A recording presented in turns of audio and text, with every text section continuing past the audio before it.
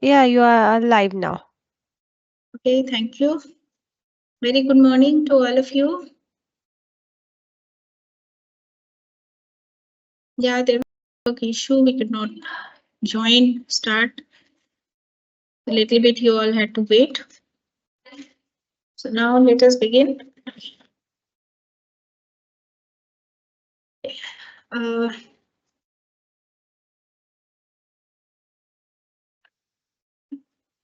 okay, previous day I started with the form control and the macro. And I have shown you how we can use the form controls and assign macro to that.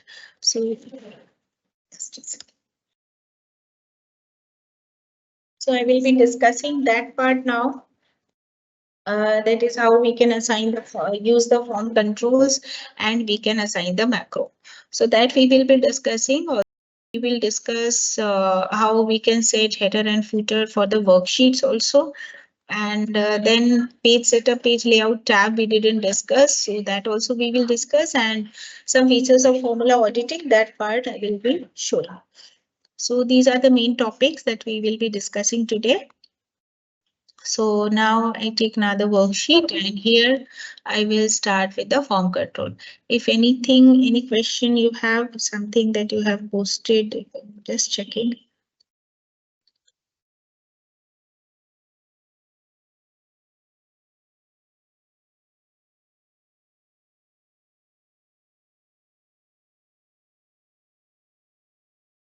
I think form control that we did last, I'll do it here. So I told you that you need to enable the developer tab, and then from there you can include the form control. Okay, so the steps also I have shown you last class. So just a quick recap of that. Right now on my system, you can see the developer tab is on. In order to enable the developer tab, we go to File tab, go to Options, we go to Customize ribbon, and from there we need to enable this developer tab. So you need to tick on that, select this, so it will be available under your buttons ribbon. Right? So this is how we can include the developer tab on our worksheet. Now, after that, you can click on developer tab. Here on the left hand side, the first section is the code section. And here in the visual basic part, we can write down the coding. We can create the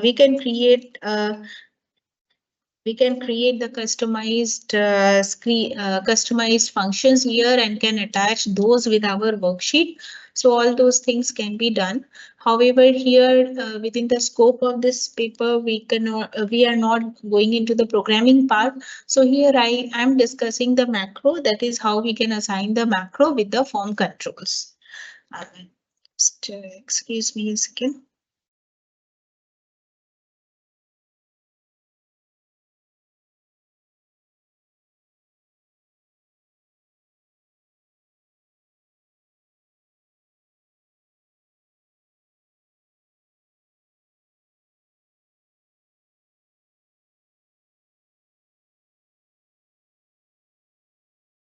Okay, so with that, what we can do first, the first thing that we need to do is to bring the developer tab. Here in the codes part, apart from the Visual Basic, all these other things we can use. And here in the control section, from here from the insert button, we can include the form controls on our worksheet. Okay. We use ActiveX controls. Use for ActiveX controls, basically we use it with the Visual Basic part, that is visual coding that we write. And these form controls, when we assign the macros to that. Generally, that is the idea of this. So I can take a button from here, and when I click on this, see, in this manner, automatically assign macro dialog box will appear. And from here, whatever macros you have already created, if you want to assign those on the button, then you can select that and click OK. Otherwise, you can again start a new macro, record a new macro, and then do this. Okay, so we will be doing that. So how to create a macro, that I have shown you earlier. So I just wanted to give you one, the one that we did last day. So let us do this, the same thing. That is, we first create a macro, and then that macro we can assign in a button. So wherever we use that button, where on an other worksheet I can bring a button, and with that I will be using the macro. So first I'm doing what? A very simple thing. Say I am writing here the, suppose the price of a product and the quantity of a product, and then we are calculating the total amount for that particular product. So some price will be written here, some quantity will be there, and in the amount section, the formula will be entered using macro. So this particular cell, this work we will be doing with the help of macro. So whenever, and I will be doing it uh, as the relative referencing, so that whatever, wherever we want, we can use it. The format of the data has to be like it. Okay. So I go to here, I'm writing, say, some quantity, some price, and the quantity, say, doesn't, we can enter it later also. Now here, my cursor is in the amount section. I go to view, macros, use relative references is on. I enable this. Now I go to macros, record macro. Now here the macro name, say MM1, and I don't want to assign any shortcut key to this. It is available in this whole file, and click OK. Name not get. Acha, okay. Directly it will not take, so I have to put an underscore. Fine. So the recording has started. Now I keep my cursor in the target cell and I am calculating it. Amount is equal to price multiplied with quantity. So this is how it will be calculated, and that's it. A very simple macro, and then I stop recording. That's it. Now on some other worksheet, see the application, how we can use this on some other worksheet. Say I am now using it. So somewhere price is written and quantity is written, and here I want to calculate the amount.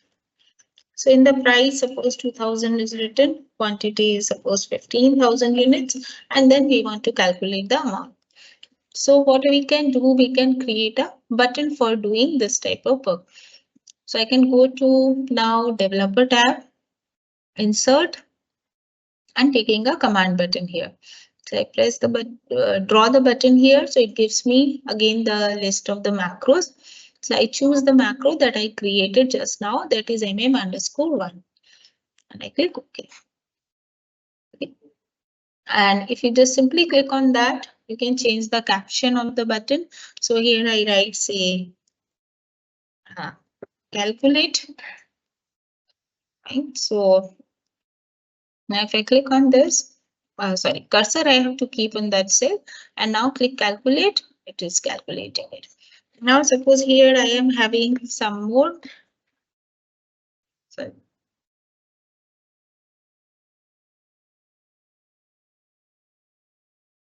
just need to move the button here. Suppose this is for product 1. Now say for product 2, here I'm writing, say, 230, and the number of units is 1897. So what will be the amount? I calculate. You understand this? So in this manner, we can create this type of macro and use it. Is this clear? So we can create a macro, assign it to a button, and then as and when required, we can use this. Well, Humaira, I have no idea about this.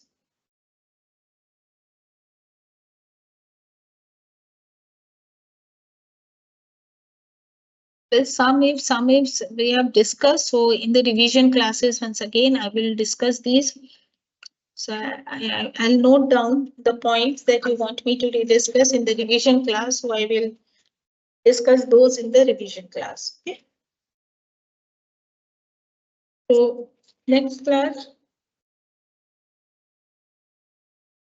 I will do the revision because more or less all the topics are done. These 2-3 topics that I discussed today, with that your syllabus is completed. So after this, I can start the revision. I'm just taking a note of the revision topics also somewhere. I'm just noting it down. So sum ifs, index match function, we will discuss. And true or false, I could not understand. I think maybe you want to discuss that if and nested if part. So that also I will include over here.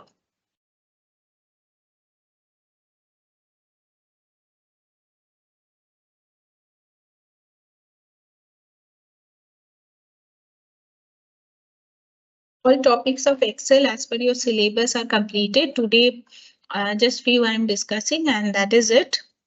After this, we will do a revision class of Excel and we will do PowerPoint.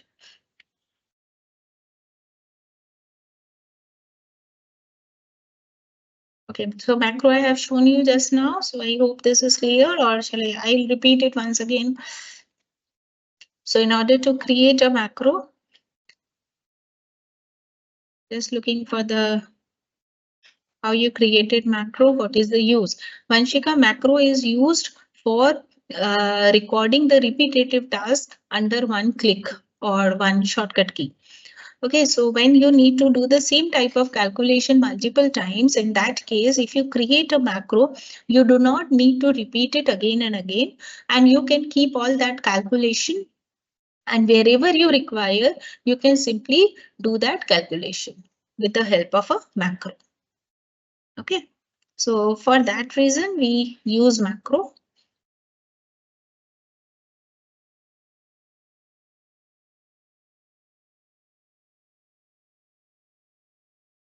Highest and the lowest function, mid function, pivot table, now and today function, all topic revision. Won't it would be very tough to do that?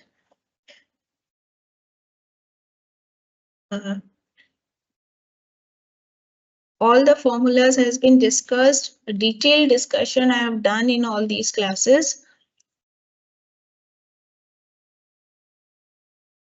This macro is similar to in Visual Basic, we write the code, and in this macro, we cannot write the code, but what we can do the steps which will be recorded under that shortcut key or the button or the name under which we are creating.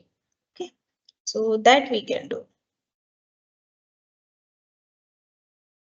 Fine.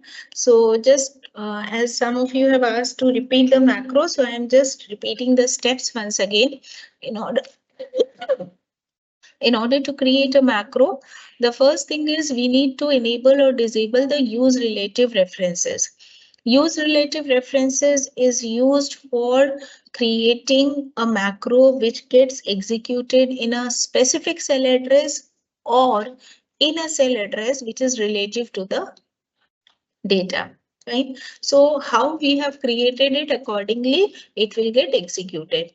When we use relative references, it means that wherever our cursor is, the macro will be executed accordingly. And if our use relative references is off, in that case it will always be executed in the cell where it has been created. Okay, so it will be a fixed money macro fixed in a specific cell address. So for this type of calculation, like here what I am doing, the example that I have shown, here what I am doing, I want that the macro will be available throughout all these cells. So wherever I write a code or the new product code I am entering, and whenever I am doing some kind of calculation on this, I want to do this. So I keep my cursor here and press on calculate button, it will be calculated. I just keep the calculation in that cell. If I apply the formatting also, so in that case, those things will also be done.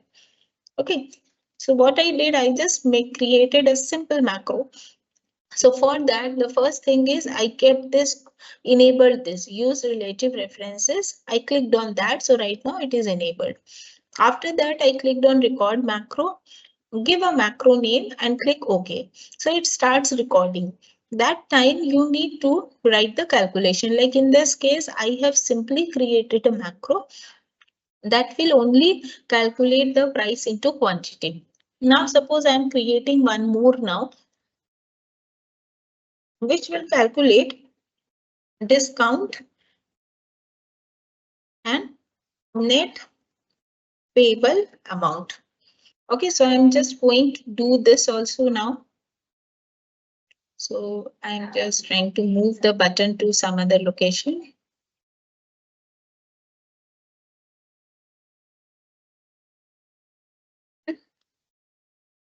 So now here I'm writing calculate amount. This was my previous button. And here what I'm going to do, I'm now just to repeat the process, I'm now going to create a button which will calculate the net payable amount. Okay, so I am going to go to insert, take a button, draw this, and the macro name I'm writing as macro name is, sorry, it doesn't ask for it. And sorry, just doing it again. Insert, taking the button and simply draw this. It automatically gives it a name and asks us if a macro we want to assign or we want to create a new macro. So I can click on new. Sorry, it is taking me to Visual Basic screen. Simply click on record. So it will record a new macro here that is without programming. So macro name, if I'm writing say mm_2, earlier was mm1, which I created. So this is mm_2, just for the sake of remembering, I'm giving this name today. Now the recording has started. You can see on the views tab macros, the button is coming like this. That means right now recording is going on. Also in the status bar, you can see this. Please follow my mouse pointer. You can see this on the status bar as well. So right now, whatever I do, that will be recorded in the macro. Okay. So now what I'm going to do, I'm going to calculate the net payable amount.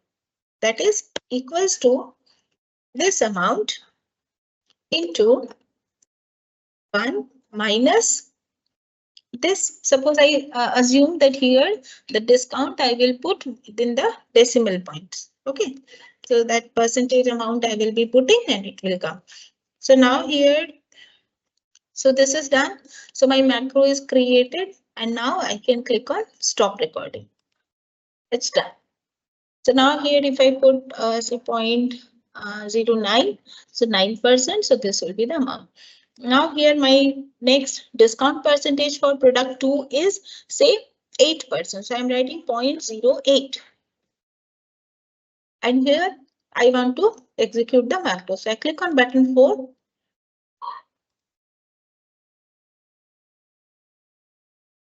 Something I have done. So I'll just,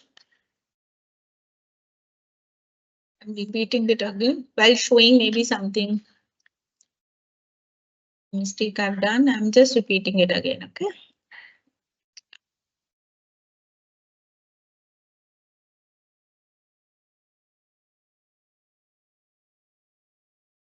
I click a create record macro m_2. Okay. And I click keep my cursor here equals to the amount, multiply it with 1 minus this. So that will be my net payable amount. All right. So I press enter and it is calculated. My macro recording, I stop here. Okay. I tried to do a shortcut that time. Anyway, so macro created, stop recording. Now I go to developer tab, take a button, and I assign my macro to this button. Right? And it works as per my cursor position. So here, say I give 0.05, and this is my cursor position. Now click on this, it will be correct. Maybe some name conflict is happening.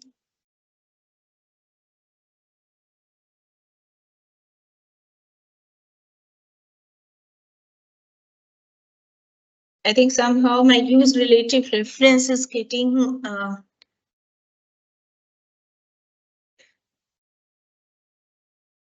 okay, I'm doing it again. So what I want to do,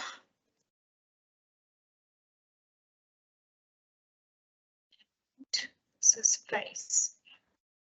What I want to do, I want to create a macro here, which will calculate the net payable amount. Okay, so for that, first I need to create a macro. So I am first going to view macros. Use relative reference right now is off. That's why I clicked on. Now it is on. Now I click on record macro. I'm giving some other name, say net AMT. Click OK. Recording has started.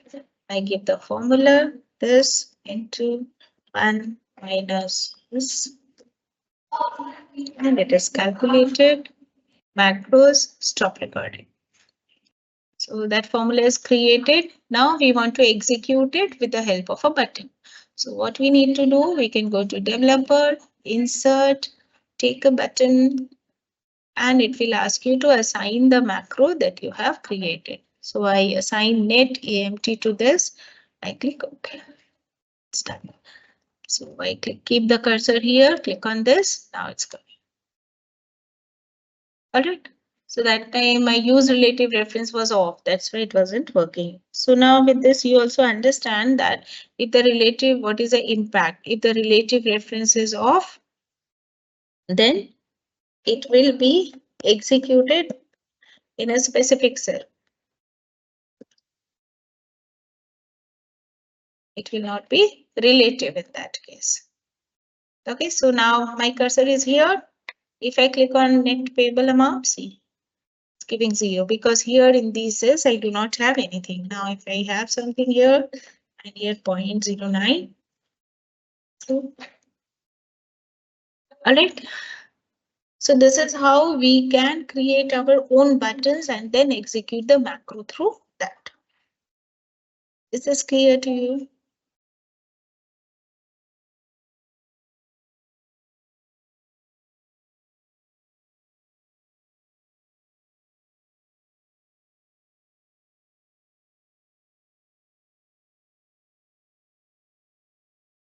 Yes, today only the syllabus is almost completed. Only these 2-3 things are there. So I'm discussing that. How to remove the button. It is little tricky. What you need to do, actually, either maybe no, this will not work. Actually, this design mode works for the ActiveX control. It doesn't work that way. So what you need to do, you just need to right click on this and just release your button, and then you will see that it gets selected. Okay, so it's slightly tricky because if you click hand sign is coming, it executes the function, the macro. So in order to select a button, you can right click on edit text to change the label, the caption of the button. And if you want to move it somewhere, just see on the boundary. If you click, then you can move it to other location. Okay, so it is slightly tricky to do this, and just trying this. See, if you want these things, you can apply. Okay.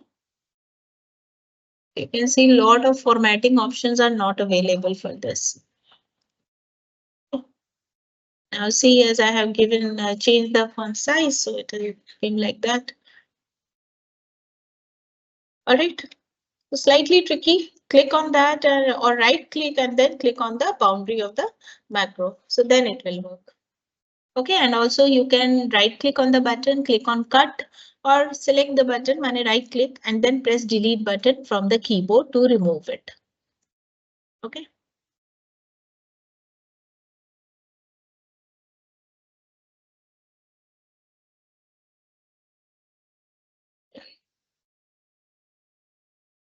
Yes, Vanshik. All right. Yes, Shankar, I saw that later. So that's why it was. So you can see that if just one thing, this relative reference is very, very important, that you need to give it properly. Otherwise, you will end up getting some surprising results. Okay, why we subtract percentage from 1? Because I want the net payable amount here. I'm not calculating the discount amount. I am calculating the net payable amount. If I calculate the discount amount, I can just simply multiply it with the amount. And this is a net payable amount means 1 minus 0.09, matlab 91% of the thing. Okay. So as per the calculation, I am applying this.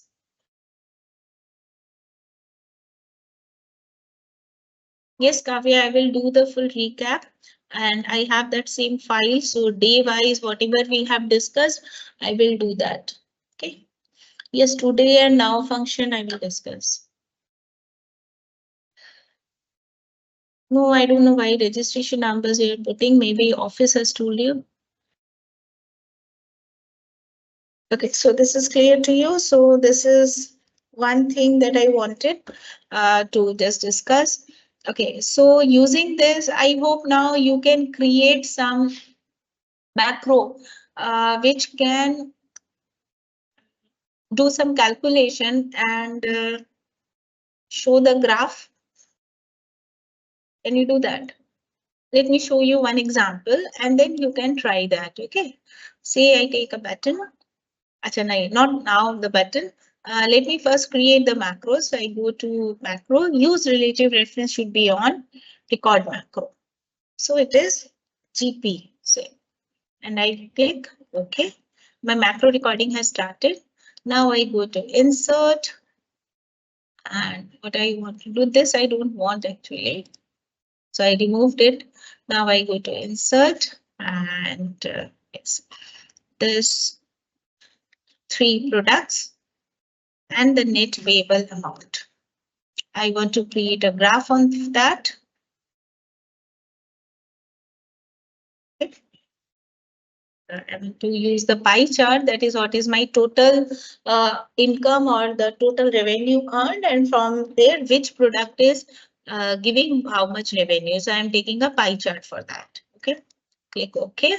And this is my pie chart that I am creating through, through macro. And here I want to show the amount or just let me see what options are available so I can try out something as well.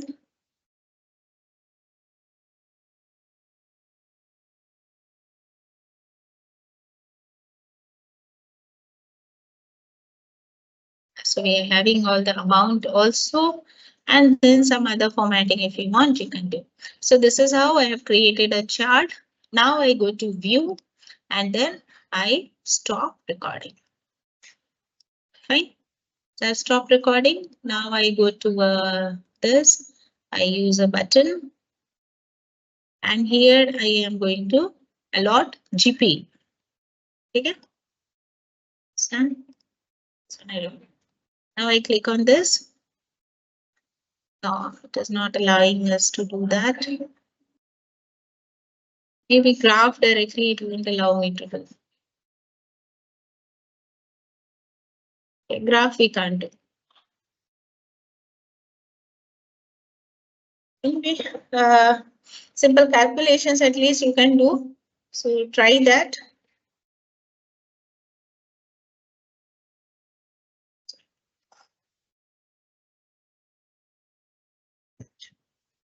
So calculations you can do. So I hope you can do one simple problem which we did last day. So you can do this. Design a form in Excel to calculate the depreciation and display it in another cell using SLN method. So please try doing this question. Increase the size.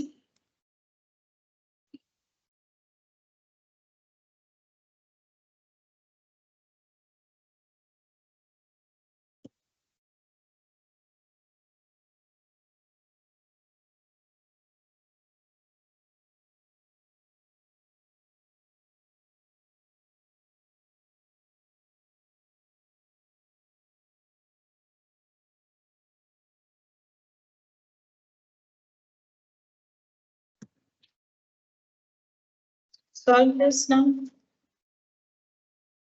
Design it in a proper format and then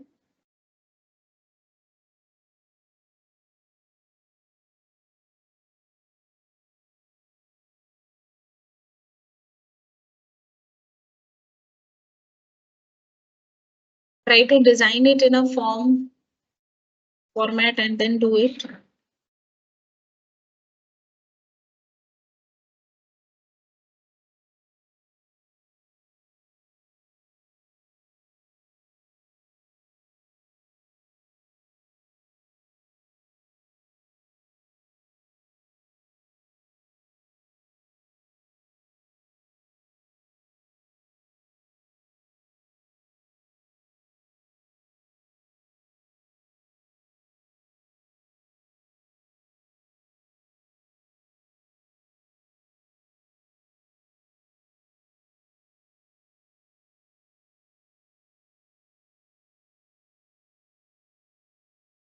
So I'm posting it in the announcement part.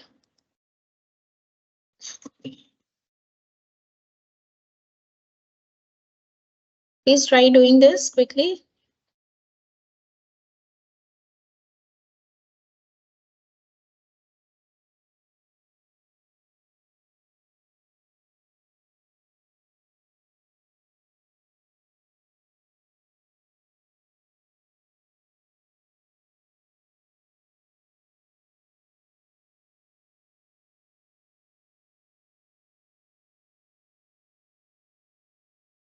I posted in the published section, so please take the question from there and do it.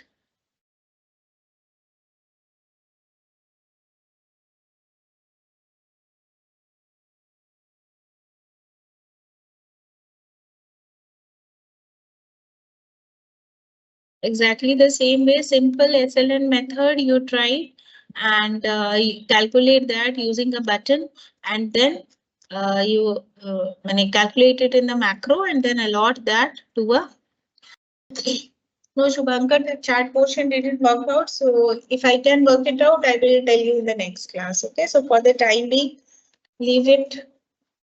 And because for the graphical objects, maybe I need to go for the ActiveX control or so. So I will check it and then later on we'll get back to you. Be the simple macros, this money calculation kind of we can do very clearly.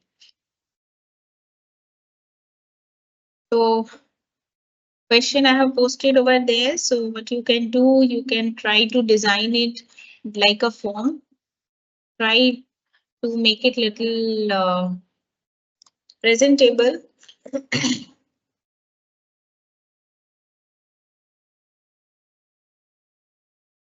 Say write it as depreciation calculation.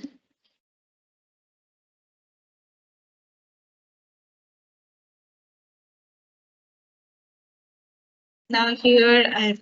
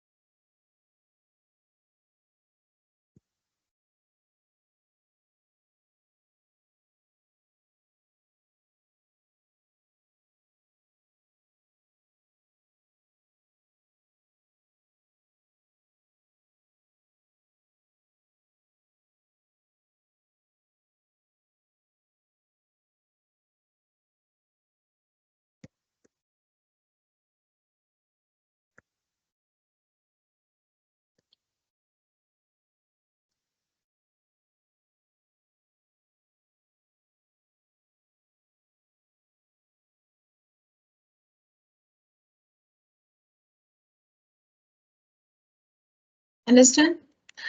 Now all these extra columns that you have, you can simply select those and click hide.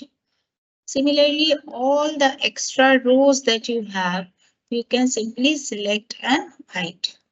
Okay. So it will look like a form in this manner. Also, if you want, you can go to view and of the grid lines. Now you see how it looks now. It is looking quite presentable now, right? Also, so if any kind of, you can say you want to go to the background, some kind of image if you want to give to your form, that also you can do. Fine. I do not have any that image of that sort as such.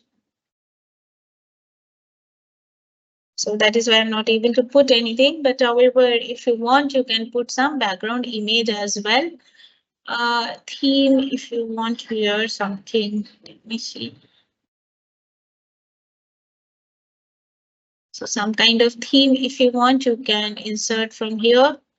So that will make your page little presentable.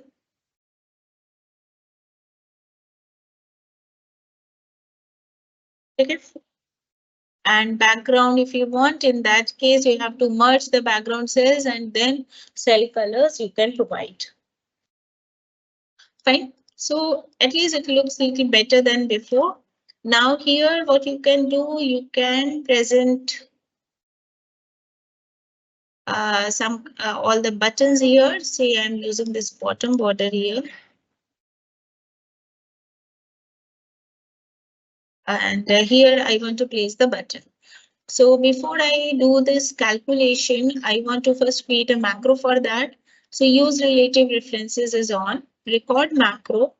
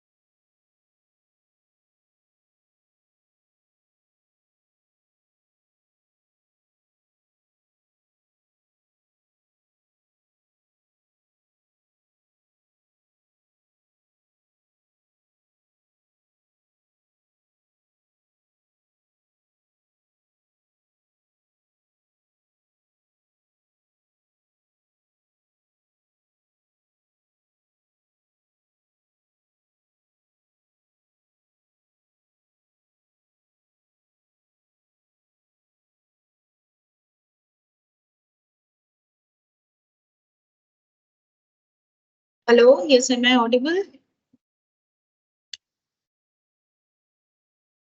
Sorry, my call dropped and I didn't understand. I don't know for how long my call was off. Did you see how I worked on the macro? How I created the form design?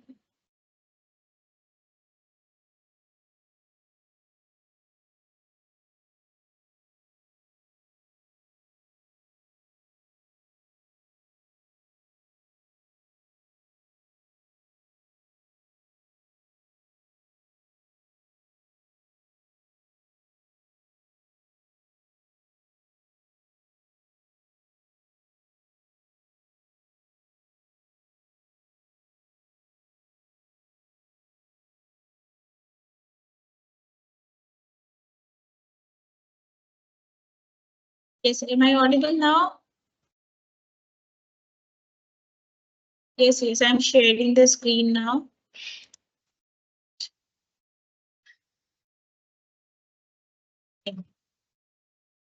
Is this Excel screen visible?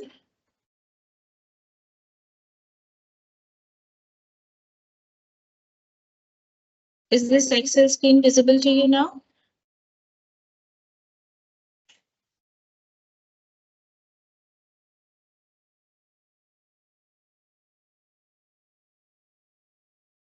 Okay.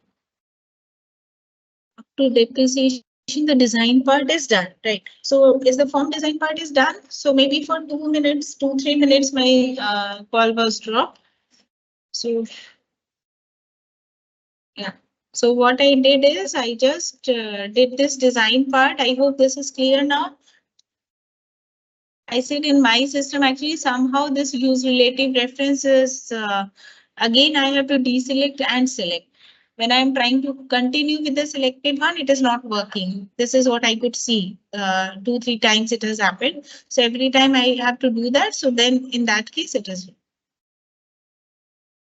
okay. So I hope this part is clear. So what we have done in the form control, form design part, we have learned how we can enable the developer tab, how we can insert the button from here, and then on the button we can assign the macros that we have created. So first we need to create the macro. That is better. First we create the macro, and then through the form controls button we assign the macro to a button. So that makes it little more, you can say, the user friendly way of doing the things rather than executing it with a shortcut and searching for it here and there. So if we create these buttons, so we can execute these macros with the help of the button in a very systematic way or more organized way.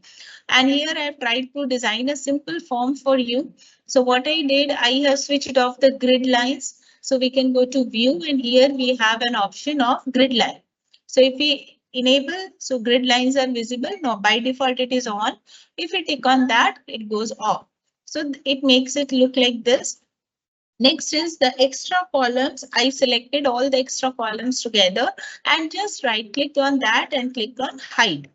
So what happens? The columns that I don't want to show over here unnecessarily. So those are removed and you can see it looks like a small form. So this is how I have created it. Just try to make the borders only for those cells where I'm giving the data, just to make it little more presentable. All right. So this is how a simple form design you can do.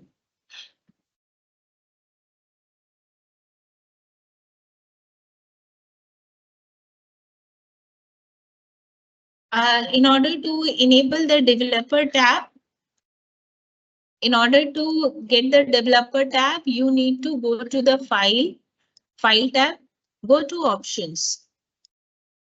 On the options, we have customize ribbon. All these steps I shared in the previous class, customize button, and here we have this developer button. Okay.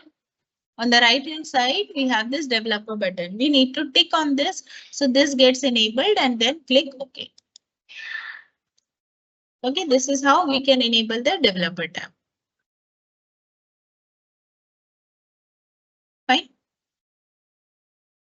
Now I go to the next part of it. Just one or two more things which I said I will discuss. That is how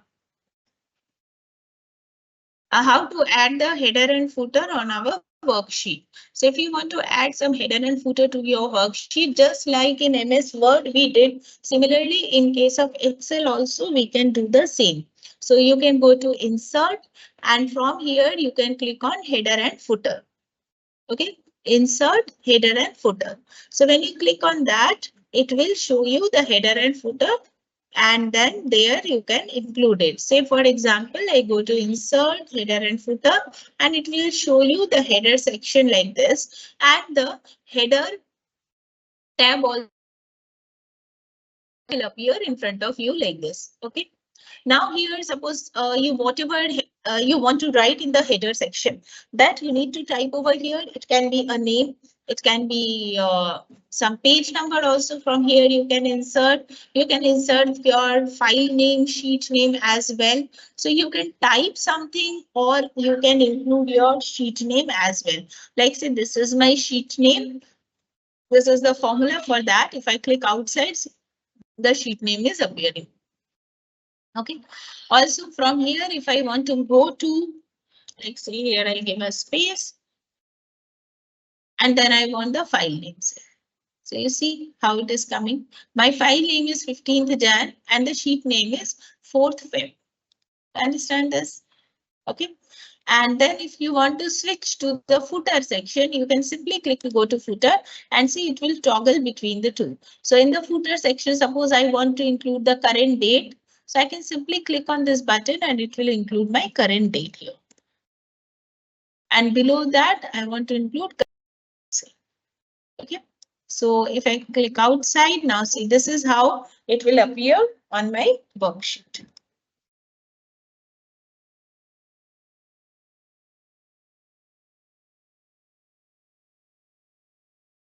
Okay, so these are the different views of the sheet. So once you include header and footer, in that case, these will appear, your worksheet will always appear with the header and footer section. Okay. And I hope you remember in case of MS Word, I have discussed that these options like different first page, different odd and even pages, that is how we can give different header and footer for the different first page or the odd numbered pages and then even numbered pages. So that we can select separately, and the option when you choose automatically you will get the corresponding kind of labeling for that section. Like say it is showing odd page header. This is the first one, so odd page header. And when you go click on go to footer, go to the next one. And when you go to again go to the header,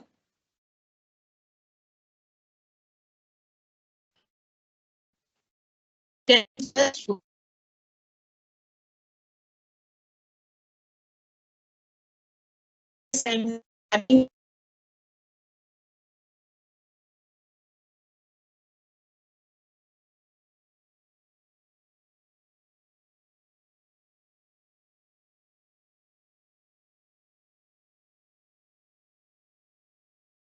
yes, little bit connection is unstable today here. I hope you are able to hear me and my screen is visible.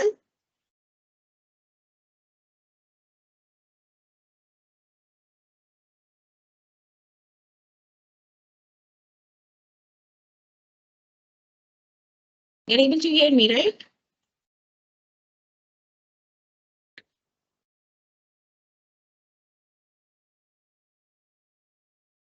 And somebody please respond. I'm not audible properly. Little bit unstable connection today. It is some disturbing. Network connection is disturbing a bit today. Yes, now am I audible?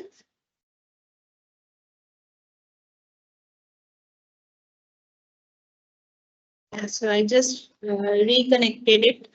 Okay, so this is about the header and footer part. So you can see you can enable and apply that header and footer. Okay, on the page setup, On the page layout tab, you can see there are several options which we are, some of which we can explore and are very important. Like say margins for your worksheet that you can set. Suppose you want to take a printout of the worksheet. In that case, you also need to sometimes set the margin. So I'm just opening a worksheet which has some content on it. Say this worksheet I take. And then I go to the say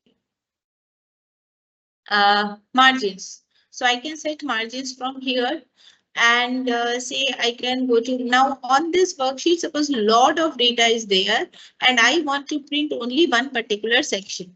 Like say if I go to file, I go to print, you can see it is showing one of 29 pages. Right, it is showing one of 29 pages and you can see so much data is there. So all this I do not want, but I want a selected portion. Suppose I only want this much to be printed on the worksheet, only this much.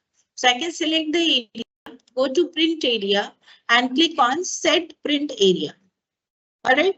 So my target area that I want to print, I select that page layout, print area and set print area. It's done. Now when I go to file and print, see only that portion is. All right. Only that selected portion is coming and I am here also getting page 1 of 1. Am I clear? So from a sheet that contains huge data, we can have a selected data for printing. Okay. So this way we can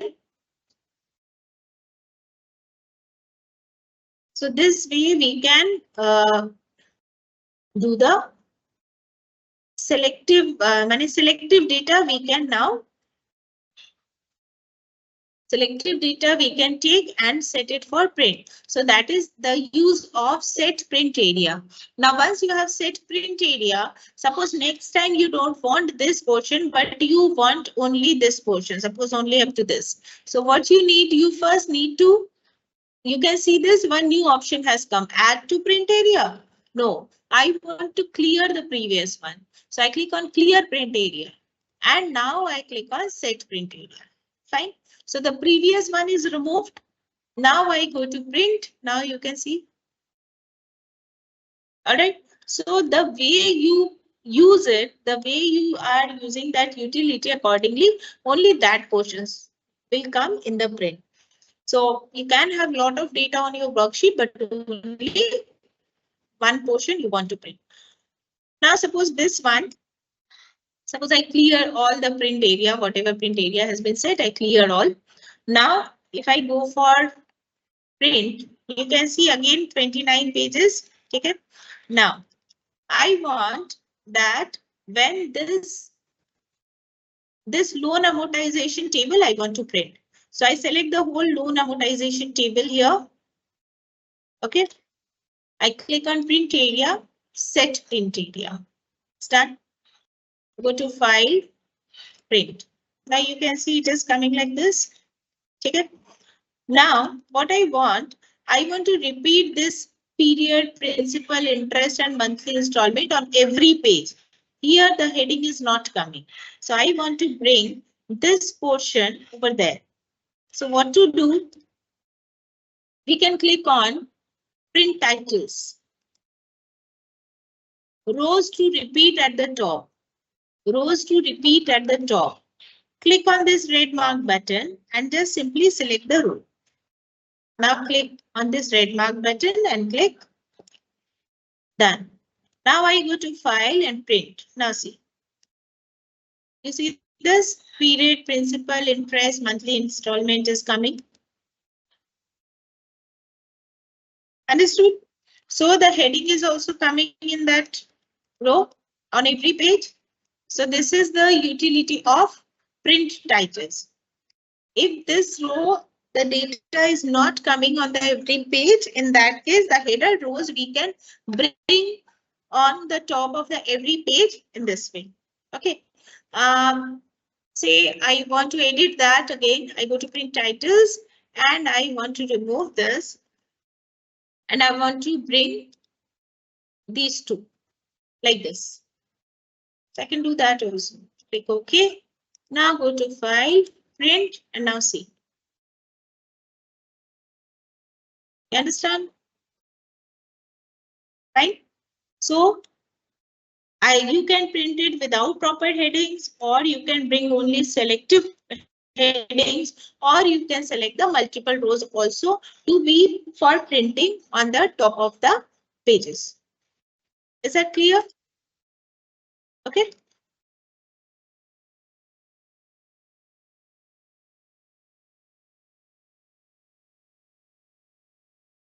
Okay, is this okay up to this?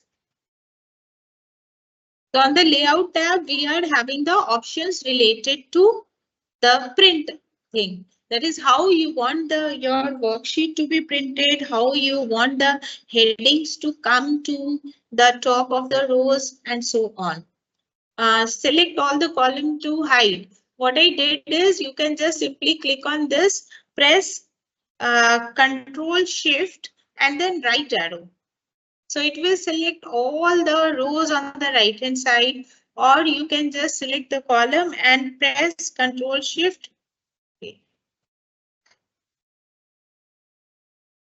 Again, here I have the merge cells and so on. See here, I can maybe do. Yes. So here, if there are merge cells, then this option will not work. So what you need to do, select the column, Shift and Control, and the right arrow. So it will select till end.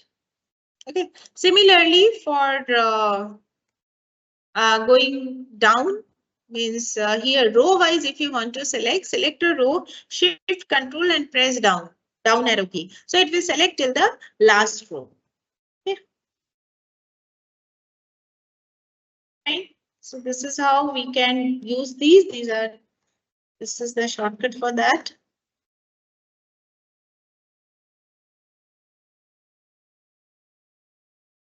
Okay.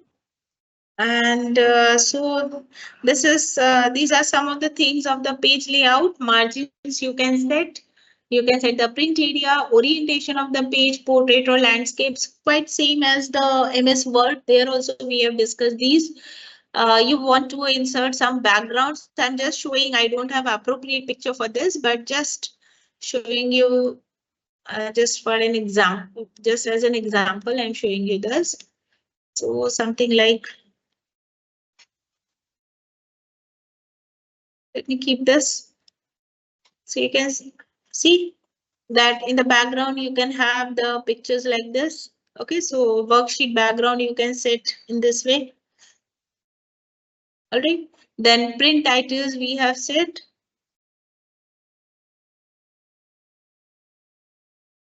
And here, some themes, if you want, you can apply on this. Okay.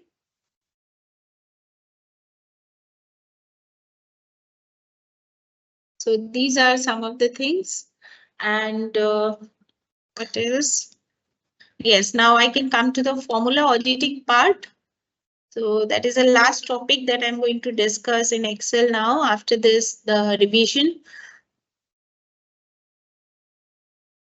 No, print is not a function, Akshat. I am just discussing the page layout features there which are related with the print. So if you want to take a printout of your worksheet, in that case, what are the things that you need to see?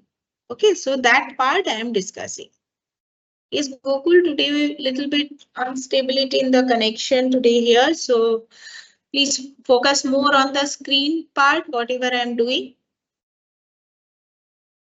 Okay, now coming to the formula auditing part. Now say for formula auditing, basically, first I will here a little bit I can show. Formula auditing is basically reviewing that how formulas are applied and which formula is connected with what. Like say, for example, here on this worksheet which I created today, here I have written price, quantity, amount, discount, and the net payable amount, right? Now, if I click on this trace precedents, formula auditing section, formula auditing section, trace precedents. If I click on this, what it will do, it will trace that which formula values or which parameter values are coming from which cell. So see, if I click on this active cells, so I select this active cells and now I click on trace precedence. So you can see this here, it is coming, the data is coming from this cell and this cell, that's why it is coming over here. And you want to show the formulas, so you can click on show formulas to see the effect. Okay, so this will be much more useful if you have multiple formulas on your worksheets and then you are applying this trace precedence. You want to know where exactly which thing has been applied. So say I choose this and I click on trace precedence. So you can see this. Okay. If it is not clear, click on show formulas to see the formula and now see from where the values are coming. Okay, these dots means from these cells, these values are coming. Basically, these are feature is used to review that the formula that we have applied are picking up the correct values or not, proper values or not. Okay, so it is used for that.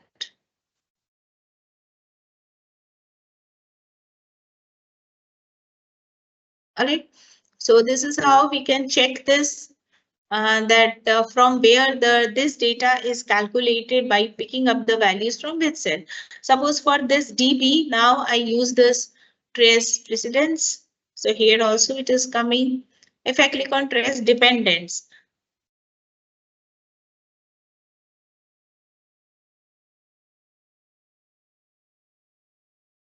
so here we've already here I can do yes. So here for this particular cell, this formula I used here, formula text to display the formula on the screen for you. So this is dependent on this, that is why trace dependence. So these you can check when your sheet has large number of formulas, then you can have this type or you can use this to check that formula values are coming from where. Like say for example here, this monthly installment is calculated from here, from where all the values are coming. It is showing it is coming, the values are coming from principal and the interest. Now for interest, so I click on trace precedence. Now you can see that the values are coming from where? The values are coming from these different cells. From rate of interest, this cell B19, C18 and B20. So you can see that from these three cells, the values are coming and it is used for the calculation. Then if you want, you can see the formula that how it has been used here in the formula and accordingly you can audit this. All right. So this formula auditing you can use in this manner to check that from how, like so you have asked someone to prepare this kind of sheets for you, do all the calculation and send you the results. Now when you have received the sheet, you need to know that whether the formulas are done correctly or not, whether the data that it is taking into considerations are correct or not, and so on. So you want to audit that worksheet. So in that case, you can use this. Okay, and once you have evaluated, then if you want, you can remove all these arrows. Whichever you want, you can remove the arrows and it becomes like this. Okay, so it is very, very useful tool to know that from where the values are being calculated. Say for this one I take, so it is taking the value from this cell and this cell. If you remember, we were subtracting the data, the previous principal amount minus the current one which is outgoing money which has been paid. Okay, so in this manner we can do these type of formula auditing.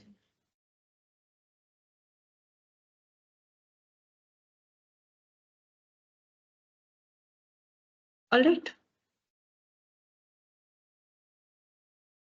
So now giving you just few minutes from my side, all topics I have covered and now the revision will start.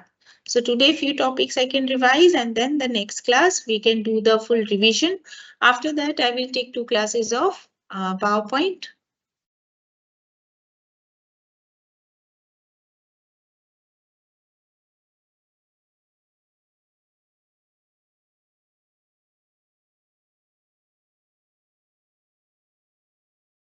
In practical, you use the formula auditing when you are receiving the worksheet from different people and you are trying to evaluate that whether the data that they have included in the calculation, whether the data is correct or not, how they have used that in formula. So all those things we can do in with the help of this formula auditing part.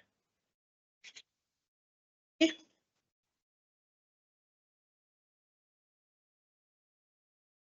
I'm going very fast. In formula auditing, I have not done anything. I've just clicked on the option and just displaying it. So if your worksheet has some formula, it is automatically showing you the showing you the traced path. That's the only thing. When I click on this and it is showing it that how a particular address, how a data has been calculated and so on.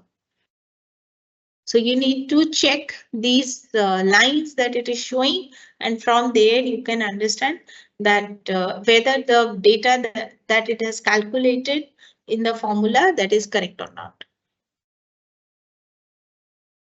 So it is required for the review purpose. You are checking the worksheets for whether it is correct or not, whether the formulas that are used are proper or not, and in the formulas the cell addresses that has been taken, whether those are also correct or not.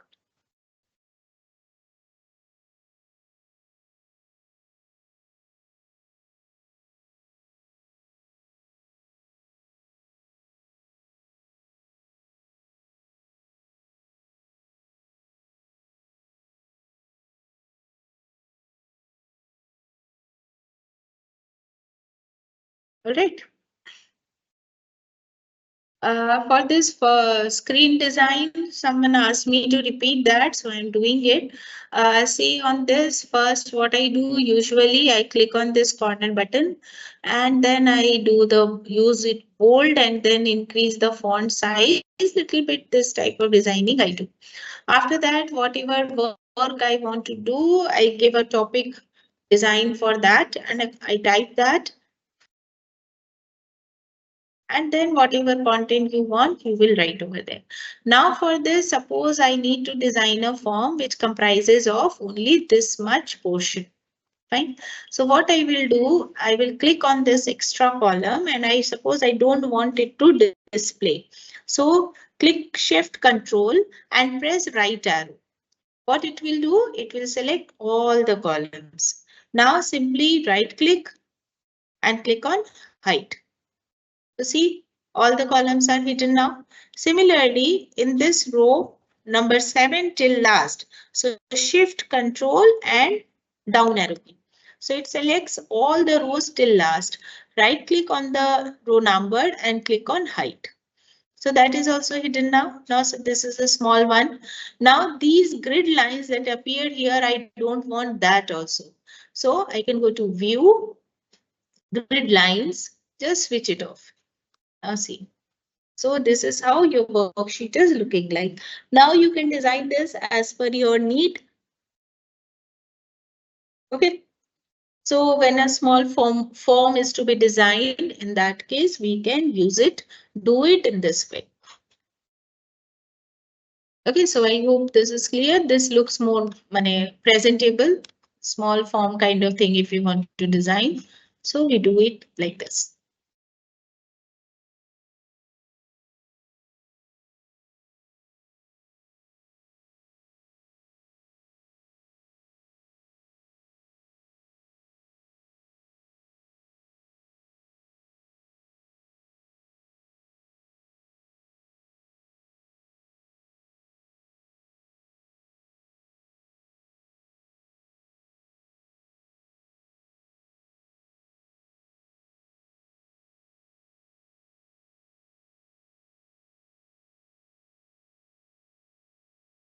Okay, so your syllabus is done. And now I will again do the revision. I will start the revision part.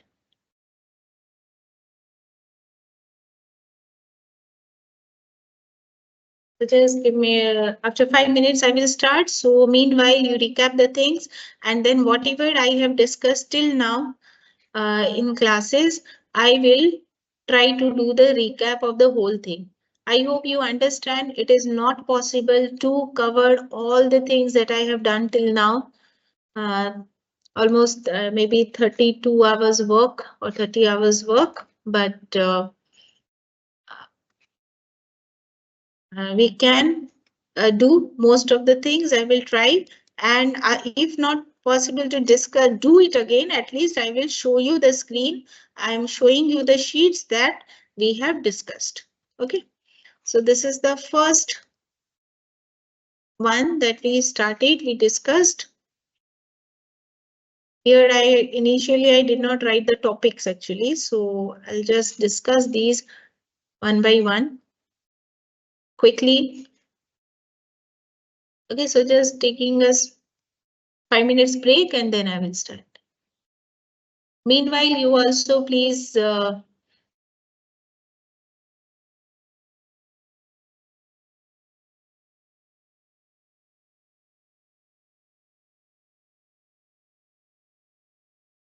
trace precedent summer is to see that from where the data is coming to a formula, and trace dependence means this value is used in which formulas. Matlab, trace precedent means you are keeping your cursor in a cell and then you are taking up, you are seeing that from where the values have come to this formula. Trace dependent means you are in a cell and you are now trying to trace that what are the cells where this value has been used.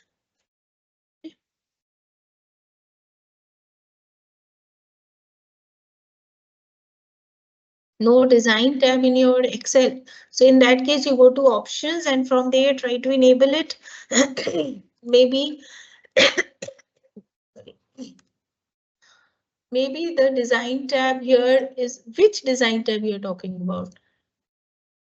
If something is not there, it is available here. Design tab means okay. That is, you click on the object, it will show you the design tab. Object is not selected.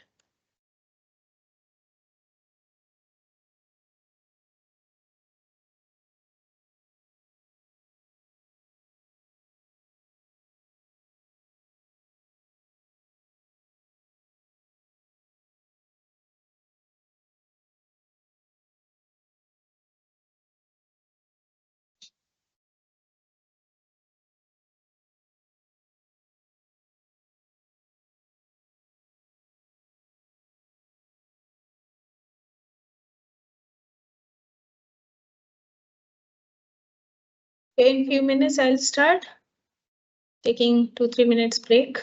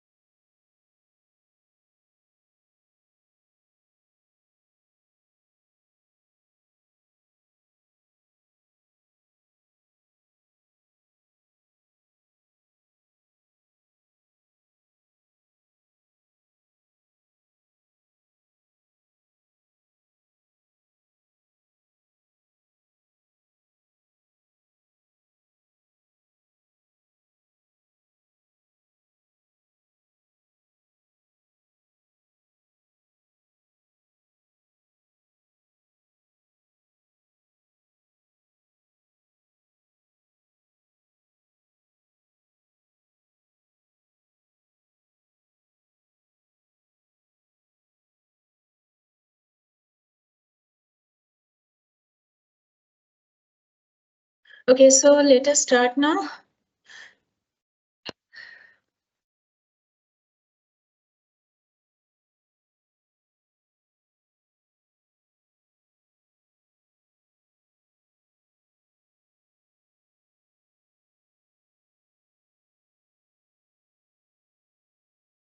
Okay, so some of you have especially many multiple requests I have received for the if function, lookup functions, data validation, then sum ifs, index match, and so let us begin with that. Okay, so in the beginning, first I do the quick recap of the things that I have discussed till now. Wherever required, please take the screenshot so that you keep it as a reference with you. On the very first day, I talked about how we store data in Excel worksheets, the concept of Excel files, what is the extension with which these files are saved, how we type the data, what is the meaning of cell address, and how we refer the data from one cell to another. So these things we discussed. Also, I mentioned that the three types of referencing techniques are there. Many three terms are there: relative cell address, absolute cell address, and mixed cell address. Relative means that when I am writing somewhere one formula, suppose equal, suppose here two numbers are there, and suppose two numbers are there, and if I write in a formula this plus this, so it means I am using a relative cell addressing. It means that if I drag the formula, it will copy the pattern of the formula. You see, here it is F1 plus F2, and here it will become G1 and G2 because it is horizontal dragging. Similarly, if I drag it vertically, then the row numbers are updated. Fine. So this is relative referencing. However, sometimes we do not want that our address will, or the cell address will be changed. Like say, for example, here I want that this F2 will always be fixed. It will not change. So F1 will be changed to G1, but F2 will be F2 only. So in that case, we can add dollar sign with the cell address to make it absolute. Matlab, this address will be fixed. So now in this case, as you can see, F1 became G1 in the formula. However, F2 is as it is. This is called absolute cell addressing technique. All right. So sometimes in a formula, we need to fix the cell address. Say, for example, this example which I took, order ID, price, quantity, sales amount, and then the discount amount. Now, when we calculate the price and quantity, simple price cell into quantity cell. However, when I want to calculate the discount, this discount cell, discount is written in F10 cell, and it is a fixed amount, fixed discount rate for all the products. It's not that for different orders, different discount is given. It is same for all the products. So in that case, when I want to drag the formula, I need to make this F10 fixed. So to make this cell address F10 fixed, we need to prefix it with the dollar sign. So this is $F $10. Now when I drag the formula, as you can see in the adjacent column, I've displayed the formula for reference. D11 becomes D12, D13. This is relative addressing. And F10 is F10 in all these cases because we have prefixed the dollar sign with it. So this is called absolute cell addressing. You may say that why F10, could have written directly 5%, but in that case, whenever there is a change, I again have to change the cell address. However, money that rate. However, here if there is a change, I only need to make the changes at one place. Automatically, all the calculations will get updated. I don't need to make any changes in the formula. Okay, so that is advantage. And these are just something I wrote here for you. That is to write any formula. we need to, the first character of the cell must be an equal to or a plus sign, and the cell must contain only formula. Matlab along with the formula, I cannot write total equals to C5 plus C10. This I cannot write. In that cell, it has to be only equals to C2 plus C5. Nothing else. Only that formula, nothing else. So if any string, any label you want, you can give it in a separate cell. And in case of mixed cell addressing, only the column name or the row number will be prefixed with the $sign. However, it has a very specific application. Otherwise, by default, whenever we drag a formula, as you can see in this column, D is fixed. So vertically, when we drag a formula, column name is fixed. So it is actually half fixed formula. Similarly, when I drag a formula horizontally, see, row number is fixed. Row number is fixed. So there also you can see that by default it is applied. So we do not need to apply mixed cell referencing much. All right. And then we apply the conditional formatting from the home tab here, the conditional formatting, different type of options I have shown, how we can apply the criteria, different criteria, color scales, data bars, which is right in front of you right now. So how we can apply all these things we have tried. Okay. Now, next I'm going for the data validation part. Messages there.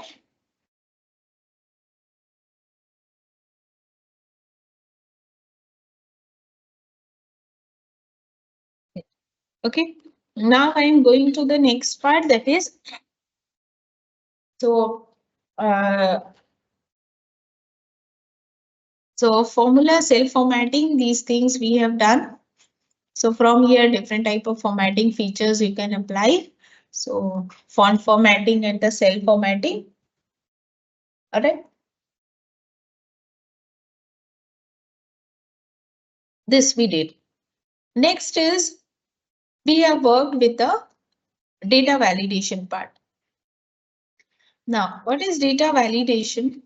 Data validation means that when you are taking up some input, in that case, the data must be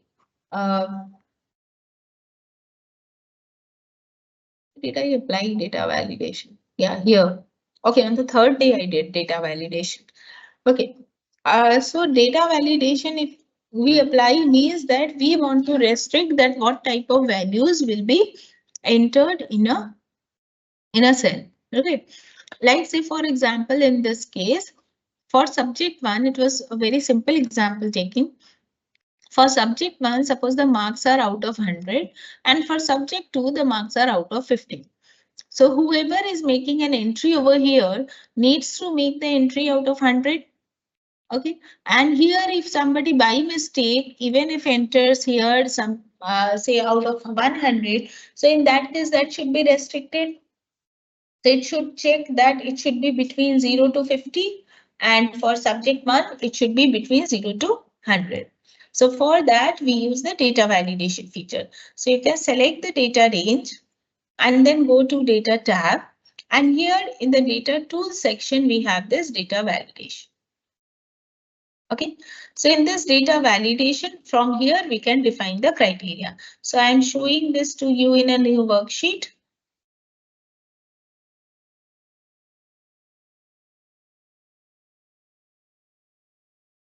A lot of work we have done. Okay. So I just take a new worksheet here and I'm going to show you the data validation part. Okay. Now suppose here simple, here I want to write suppose price, and here it is quantity, and I want to set that price, my highest price is 10,000 rupees. Nothing more than that is allowed. And the quantity that I can have in stock maximum is 5,000 units for any product, not more than that. Okay, so that is my limit, say. And then I want to set a data validation rule for that. So here maybe the product names would be coming, and then accordingly I want to keep the price and the quantity. So say here, select the target data range, go to data tab, data validation. Here we have the three tabs: settings, input message, and error alert. In the settings, we set the values. So say I want to set it price, set it as decimal. Up to 2 decimal places is the default setting. And data between my minimum price is set as say 100 rupees. Nothing below that is available. And maximum price could be 10,000 rupees. Okay, so this is the validation rule that I am setting up. So here now if I press 1, it is giving me an error message that this value doesn't match the data validation restrictions defined for this cell. All right. Now here, just by looking at the cell, we can't understand that whether any validation rule is applied here or not. So every time a wrong value is entered, then only it is giving the generating the error. So we can help this part by providing a tooltip for the range. You can select the same data range again, go to data validation. It will open the same dialog box. Now go to input message, and here I am giving say values price, setting price between 100 and 10,000. So whenever person is going to make an entry, see a tooltip is visible. So with that, we can do the entry. So before entering, even the values are known. So automatically it is helping that the wrong entry, unnecessarily wrong entries won't be made. Also, see when there is a wrong entry, this message that is coming, suppose you want to give your customized message. So that also can be done. Again, select the same data range, go to data validation, error alert. And here you can enter your message, check the value, please. Okay, click OK. And now see if I press a value, see. So it is giving me a customized message now. Okay. So in which way we want, accordingly, we can use this. Right. So this is about the basic data validation, that is data validation of the numbers. Okay. Next is one more thing I have shown, that is say these uh, the product code that are coming here. Suppose you are creating some invoice, and to create that invoice you want that this list will come, the product item name will come from this. Okay, so for that type of work we require a drop down list from where we can choose the data item code. So what we can do, we can go to select the target cell, data validation, validation criteria, and choose list. And from here now choose source, click on this red mark button and select this. Now see, here when you click on this, see, so automatically it will come from there. You don't need to type. You can get the list from there. Okay, this is data validation through list. I hope this part is clear. Data validation.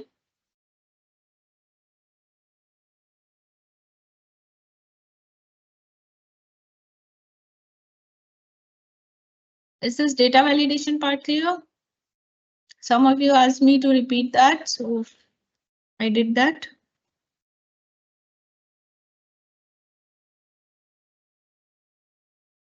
Please respond in the chat box, those who have requested for the data validation part.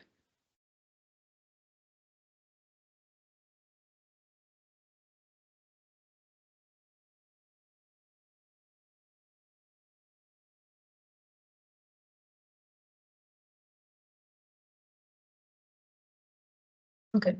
Now next I come to, along with this only I will show you the VLOOKUP part. Okay.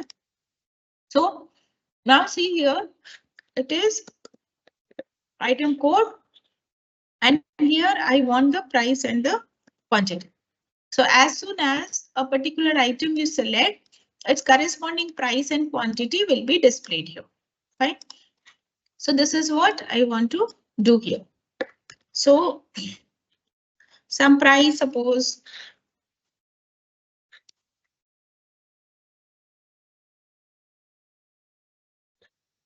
whatever you give here.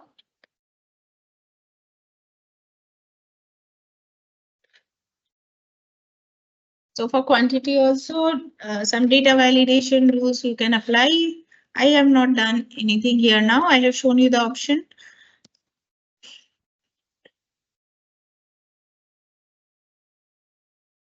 Okay, so some data I have entered here like this, and now I want to create I want to create this.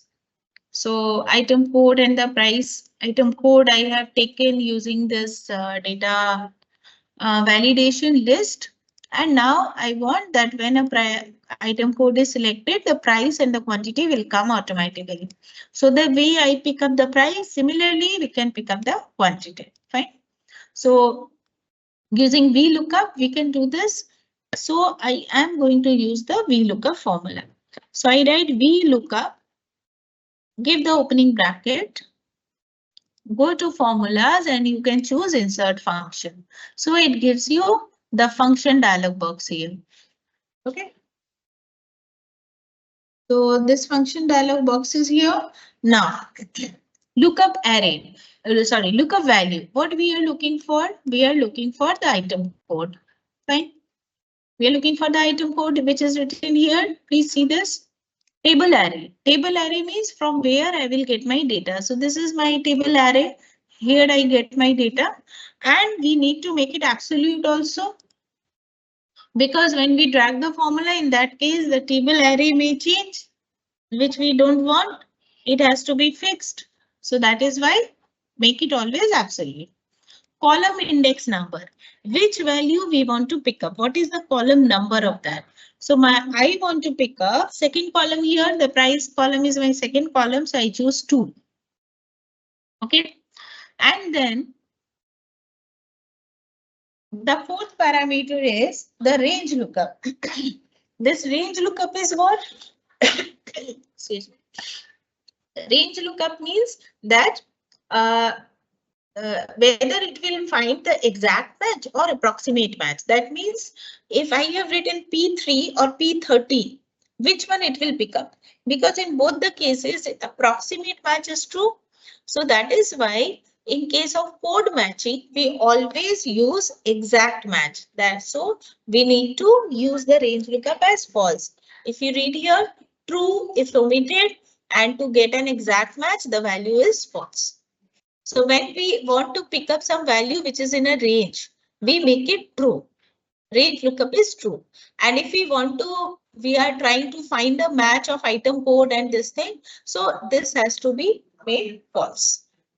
Okay, now click OK and see the value has. Okay, so this is how this particular function we can use here. Okay.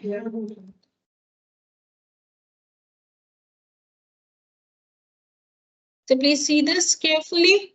First parameter is lookup value. That is what we are looking for, what we are searching for. I'm searching for the item code. It is in E2. What is the source table from where I can pick up my other corresponding values? So it is from A2 to C6. Which column value I want to pick up? Second column. So I write 2. And then false means that I will be doing it for the exact match. So that means P3 will be matched exactly for P3. P30 will not be taken up or accepted over here. Okay. So this is how we work with the VLOOKUP part. So just see, is it clear?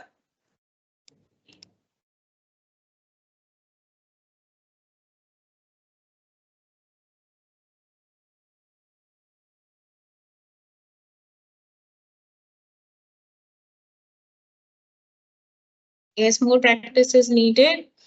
Yes, you can, Ramya, what you have said, these things are also possible, but more complex function I need to write over there.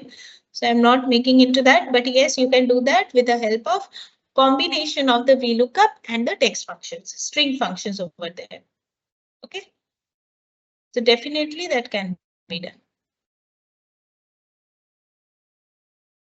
To create that drop down, what I did, keep your cursor in the target cell, go to data tab, data validation, validation criteria, allow, list, source.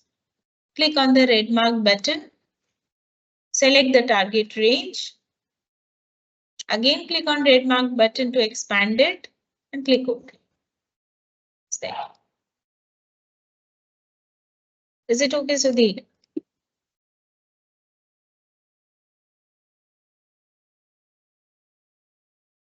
Okay. So I hope your data validation and the lookup part is clear. Fine.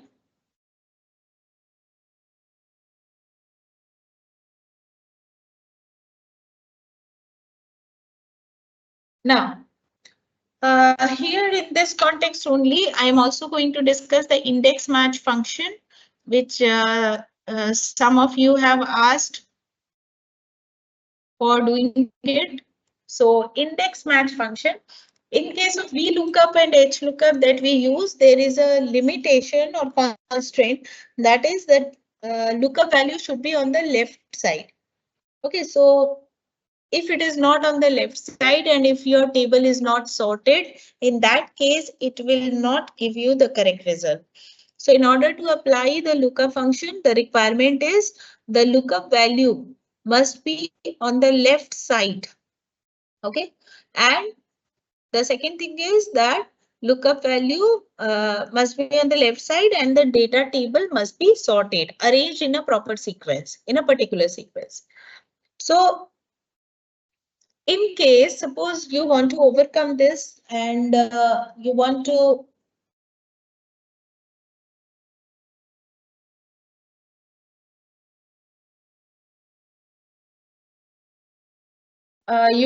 make it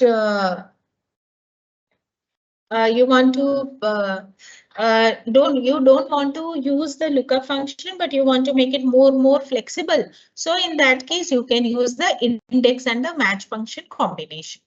Now, what is this match function and what is the index function? So coming to that, say match function returns you the position number. Okay, so say I use equals to match, and then what is my lookup value? This item code, comma, my lookup array. Lookup array means I am going to find this item code where using this is my array, single column, okay, and the match type is of course exact match, so false. So what it is doing, it is giving me position number of the data that I am searching for. So it is P3, so it is 3. Now you can see this. Please check the cell.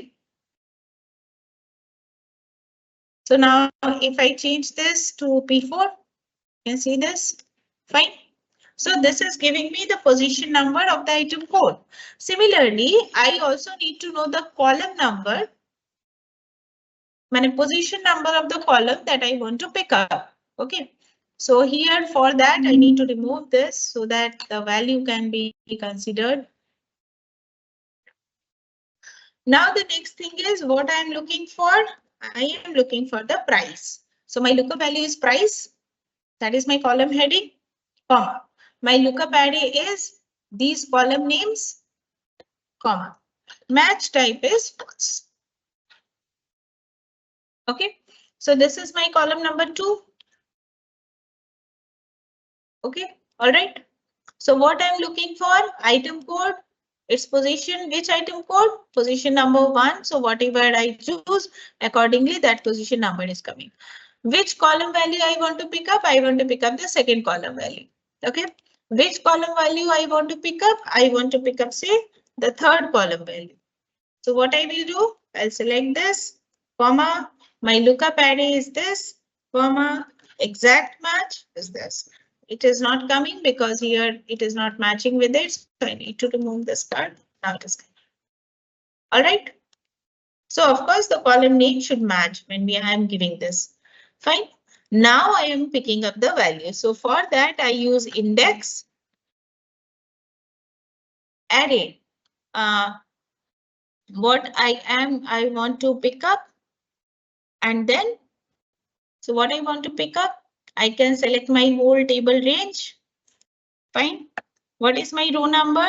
Row number is this. What is my column number? Column number is this. Now see what it is picking up. You understand? Fine. So this is my, if I choose this, if I change this, see, automatically all the things are changing. If I want to pick up the quantity, say I'm using index, my array, this is my data range. I'm excluding the heading.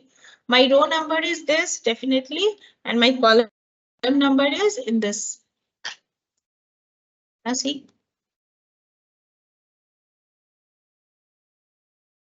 Now I hope you understand this. Okay. So just check this part. I can write all these in one cell embedded together.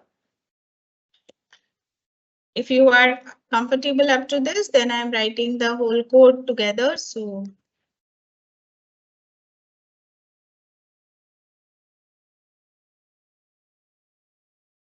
instead of writing it separately, I can do it.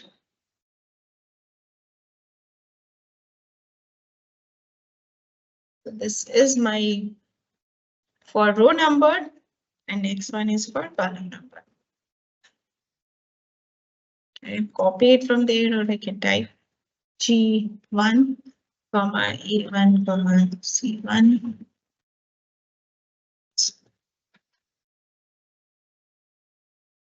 Okay, so whichever formula is mapping with your okay,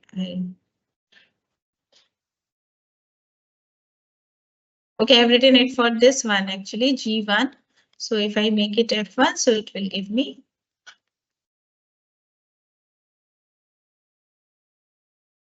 Okay, so either if you want, you can write it separately. If you want, you can do it in a single cell.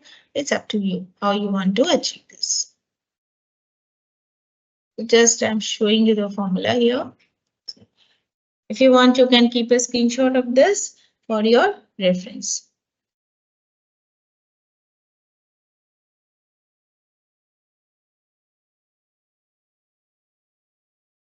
Is that okay? Take a screenshot of this for you.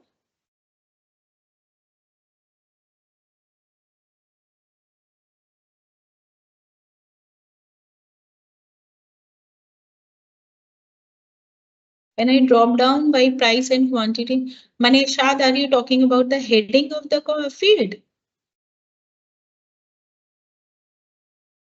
If you're talking about the heading of them,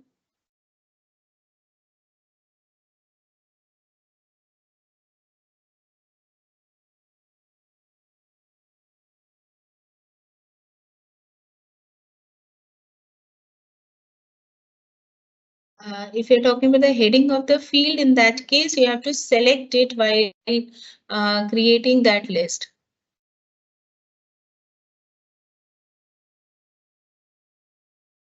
Vedant, you cannot use it using, when you do it using formula, that's very difficult. What you can do is you select the whole data and use sort command for doing so. Use sort and then you can apply this. Okay. When you can sort the data, you can use this. Just select your data and then from here you can do the sort ascending or descending, or use the custom sort to apply the different levels. Like suppose you want to sort by price, then you want to add label, you want to sort by quantity. Means if the price of two products is same, in that case, it will consider the quantity for sorting the data. Okay, so for that you can use it. Then you can do it in sequential way.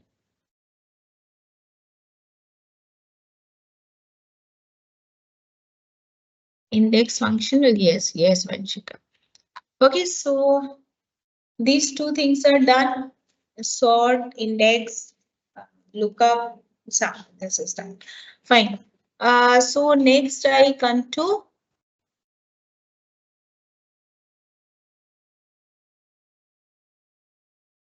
somebody asked how I applied this color. So just simply you select the sheet, right click, and here we get the tab color feature, and then you can apply it.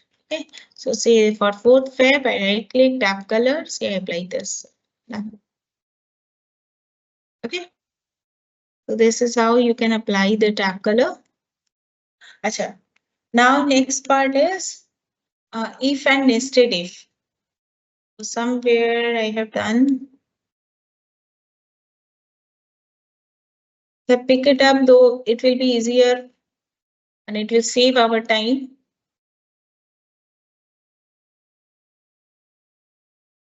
Text functions.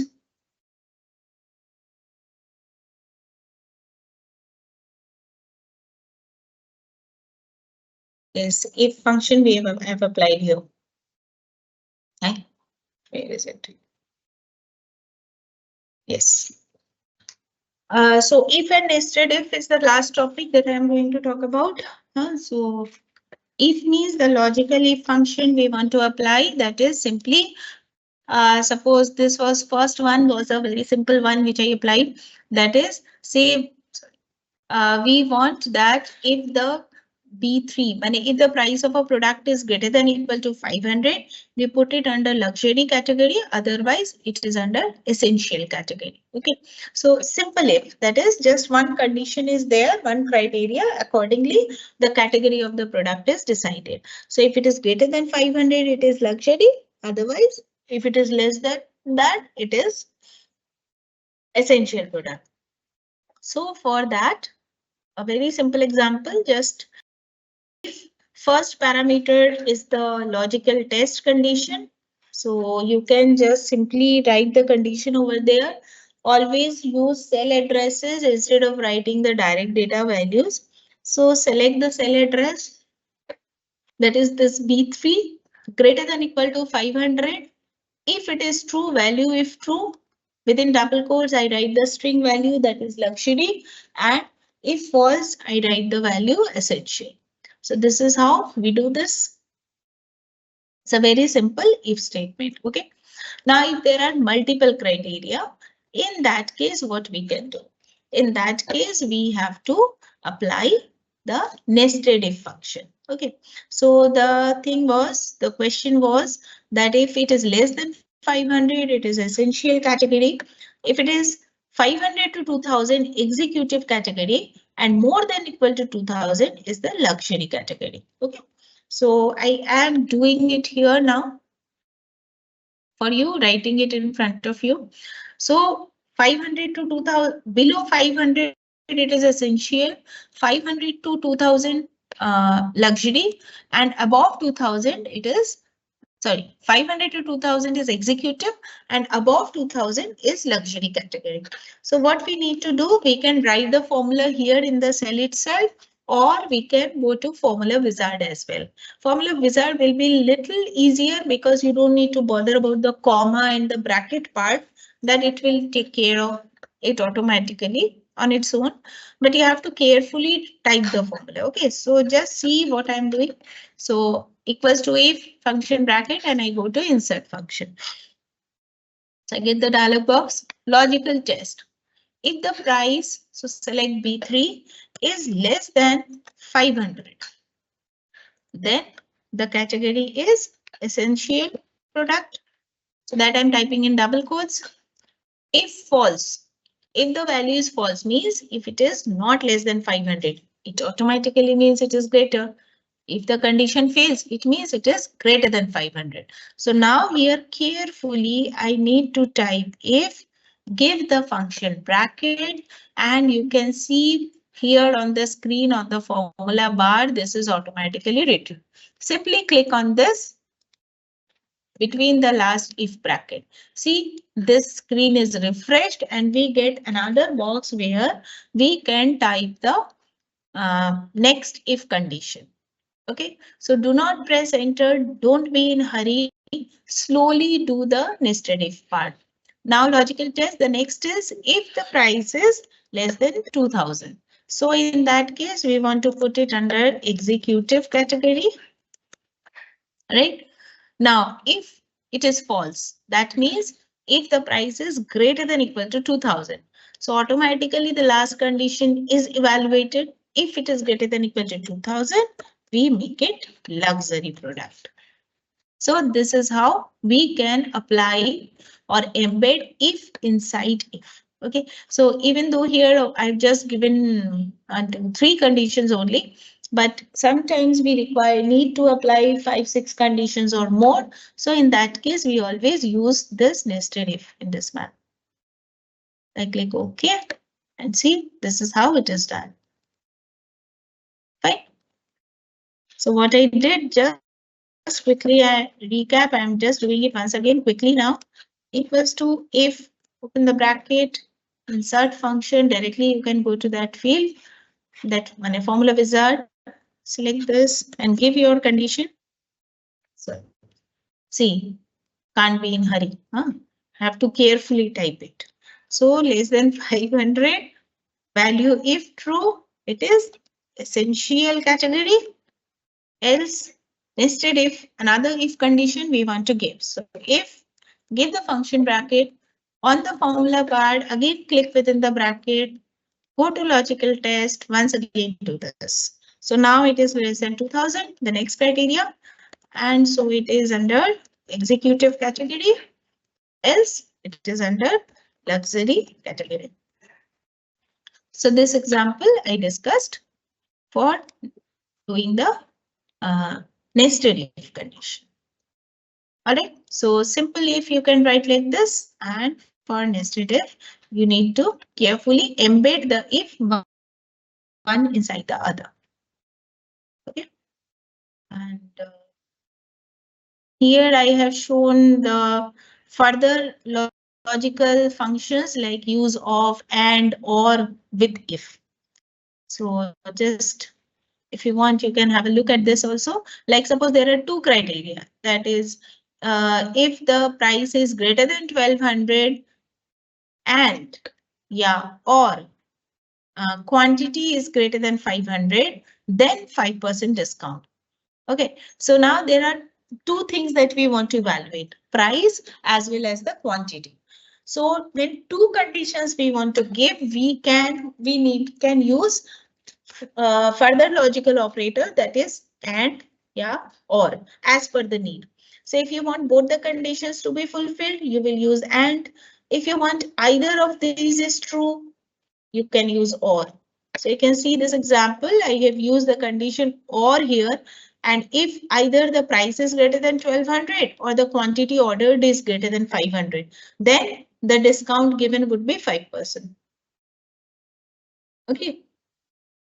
And here just I have customized the message to appear because someone asked that along with that want to also display what is the discount amount. So that is why I tried to do it with in this way. This is my fixed message. Ampersand sign is a concatenation sign, and then this is the calculation. And then no discount if it is not applicable.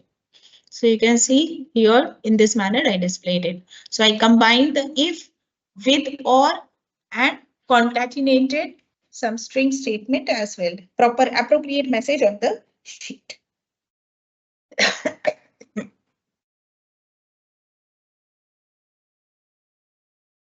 All right. Also for the gift calculation, also something I mentioned, that is if it is in luxury category, then only some gift is applicable, otherwise not. So I'm checking if it is luxury category, then we are printing that it is eligible, otherwise it is nothing we are printing. Just for gift we are writing eligible only for those, not for others. So these are the different type of examples that I have shown different variations of if, logical operators, and then giving the customized messages for that. So these different combinations I have shown. I want all these are shared earlier in the chat box. So I hope you have taken the screenshot also if required. Shall I show the all the formulas together? If somebody wants to take a screenshot now.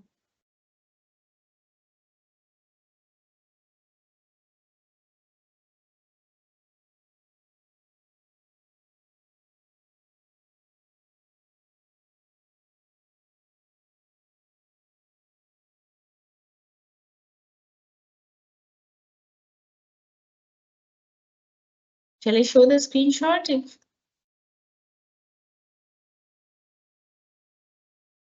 Index match formula, right? I can show that.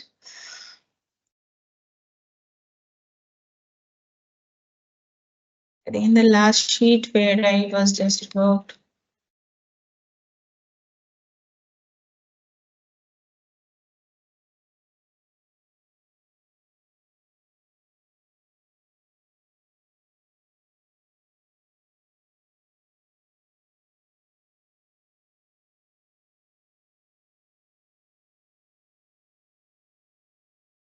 If you're taking a screenshot, in this case, I reduce this because when you increase the size, you will be able to see that.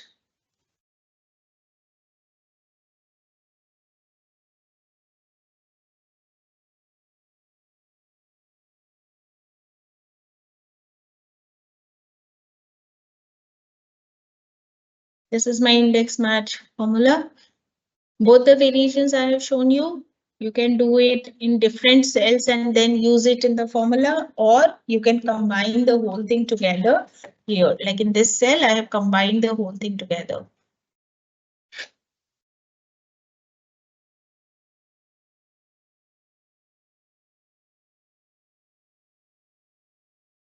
Is this okay? Okay.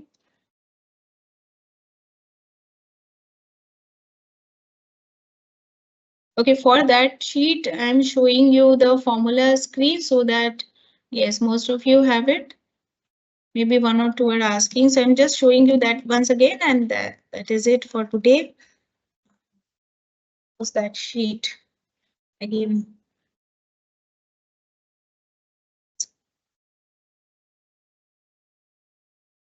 So this is the sheet, and here you can just take a screenshot of these one by one.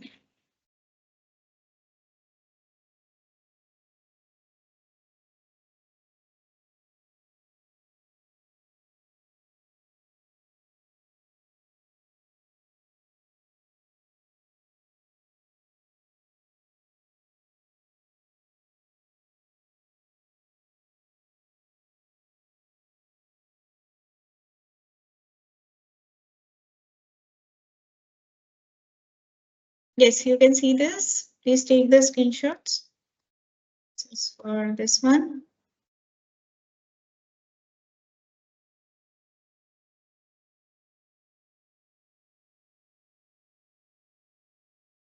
So different variations of this are there. So if you, but you have to understand that which cell is referring to what. I have explained it already, so I hope it won't be a problem.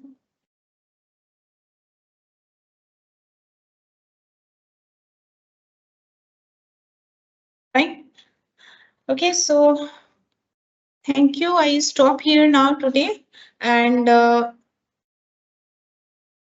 next day I will do the revision only of certain topics, and some people ask for pivot chart discussion. Some people ask for the loan calculation part.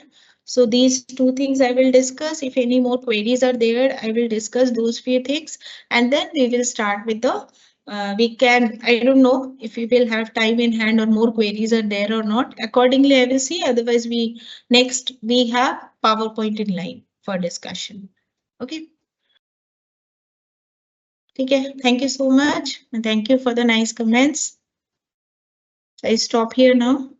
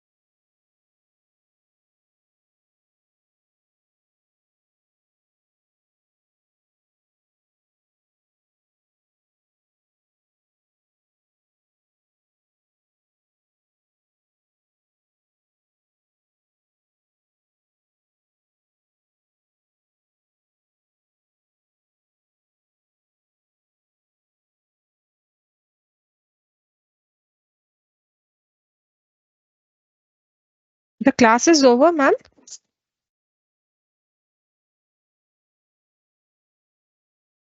Hello?